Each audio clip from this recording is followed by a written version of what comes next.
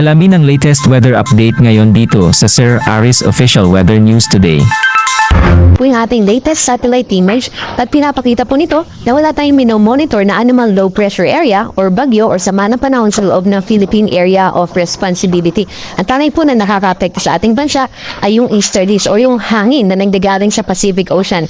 Dito po, easterlies ay dahil sa pag-ikot ng Earth sa axis niya at may constant or merong consistent na hangin na nanggagaling sa east o tinatawag din natin na trade winds. Ito pong hangin na ito dahil nasa equatorial region tayo ay mainit at dahil yung sa dagat Pacific ay maraming water, may tendency din po actually madami talaga yung moisture na dala din ng easterlies kaya nagdadala siya ng mga kaulapan at mga pagulan sa ilang bahagi ng ating bansa. Ito rin po yung nagdadala ng mga isolated or nagko-contribute dun sa mga cases na binabanggit natin na kalat-kalat na pagulan, pagkidlat at pagkulob.